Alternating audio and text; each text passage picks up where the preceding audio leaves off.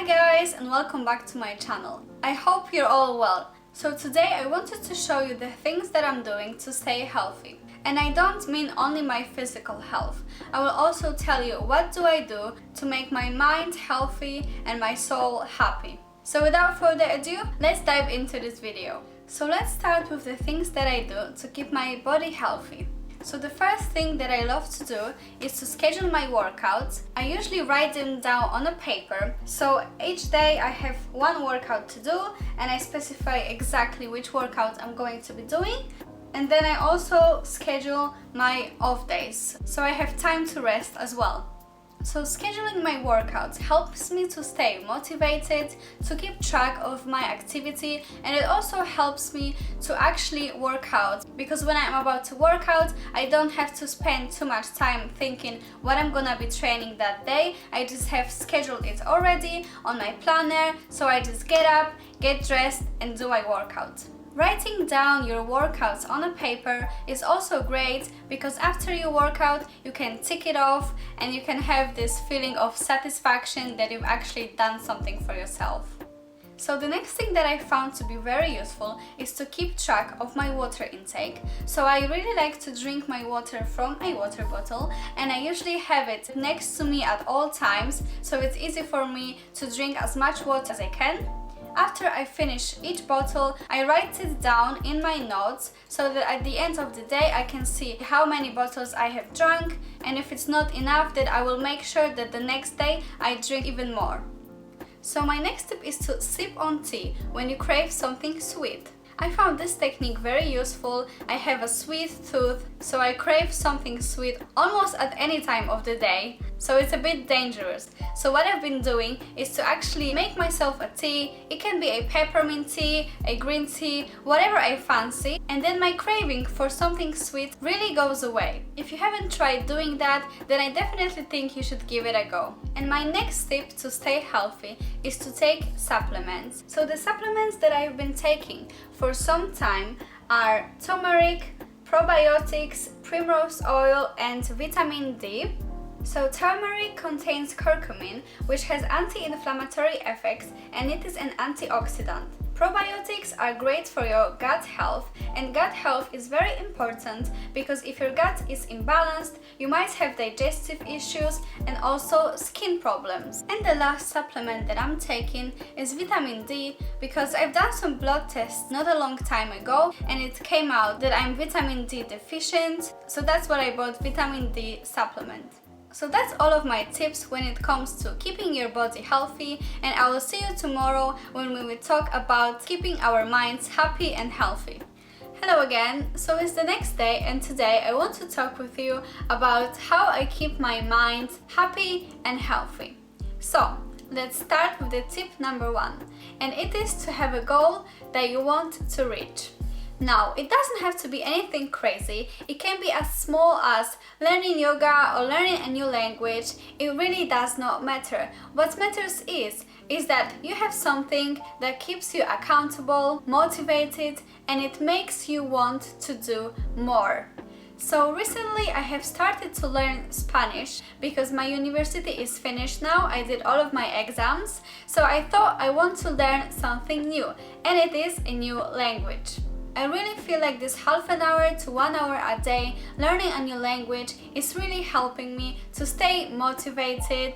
And after my learning session, I feel like I have accomplished something, which is always a great feeling. And my tip number 2 is to organize your space. So when my space is cluttered, I really feel a bit on edge and I feel anxious, and when my space is nice and organized, my mind somehow feels more still and I feel like I have more control over my thoughts. So now every morning I spend at least 15 minutes to make sure that my space is organized, that everything is in its place, and then I start my day.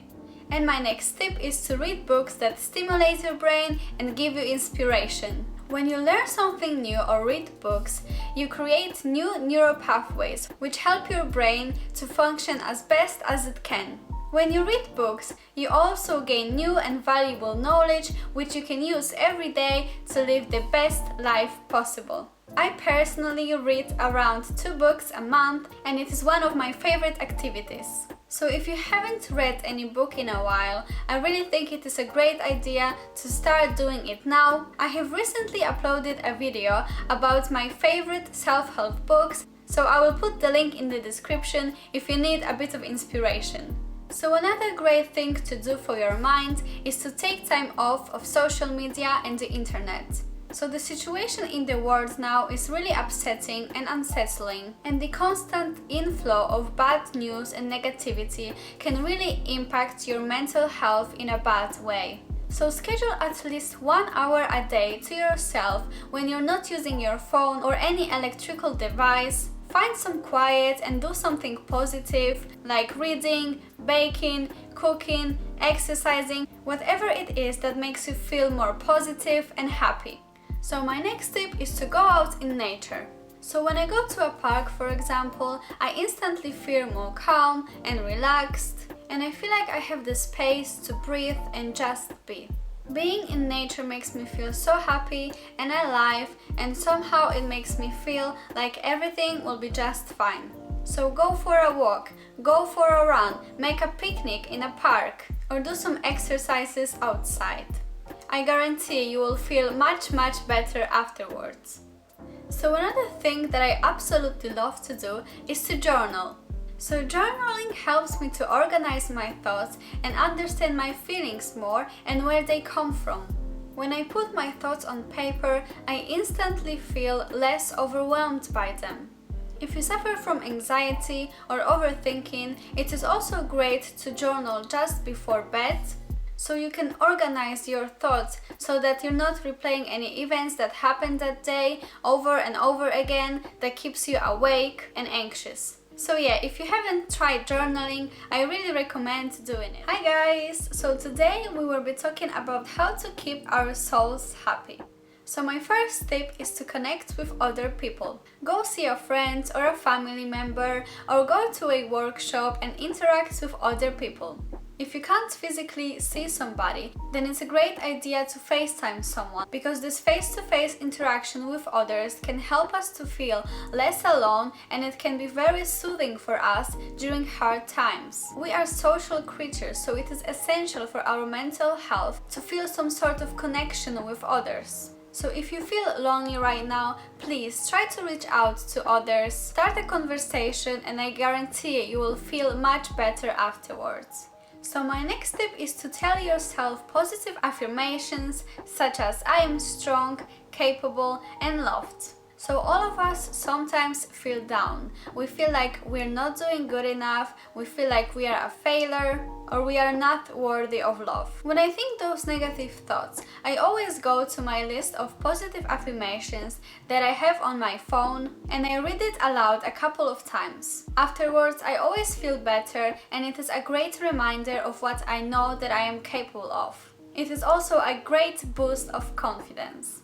I think it is so important to tell ourselves kind and positive things, because sometimes other people can really bring us down and make us feel like we are not good enough. I really think you should be your greatest cheerleader, because at the end of the day you can count only on yourself, and the opinions of others shouldn't matter as much. So another great thing to do for your soul is to meditate. So through meditation we can access our subconscious mind, where a lot of trauma resides, and also our limiting beliefs, which often negatively impact our lives. Through meditation we can change the story that we tell ourselves about ourselves and rewire our brain. If you would like to know more about this topic, then I highly recommend reading this book by Dr. Joe Dispenza, which is called Breaking the Habit of Being Yourself. As we can read on the cover, this book is about how to lose your mind and create a new one. I found this book very fascinating, and I really recommend that you read it. And my next tip is to listen to music that inspires you and lifts your spirit. For me, music is so very important, and since I can remember, I used music to regulate my mood, and if I ever was in a dark place, music has always been my escape, and it helps me hugely in dealing with whatever challenge that I'm facing. When I feel down, I often put some happy music on and I just dance in my room. And afterwards, I usually feel much more positive. So my last tip is to cry if you feel like you want to. There was a time in my life when I thought that crying meant that I was weak, but that's not true at all. Crying is essential if we're dealing with any type of trauma, hardship, or grief. Crying is how we can let go of the sadness that we're feeling, and it is crucial for our healing because emotions that are not expressed are buried alive inside of us, and eventually they will come out as a mental breakdown or an illness in our physical body. The same thing happens when we are dealing with anger or any other strong emotion. I really can't stress this enough. Please remember to express any feelings or emotions that you're feeling. It is so very important for our overall well-being. So guys, that is all from me. I really hope that you enjoyed this video. If you did, then please don't forget to give this video a big thumbs up and subscribe if you haven't already. Also, please share down below any tips that you might have to stay happy and healthy. And in the meantime, I'll catch you all next Thursday. Bye!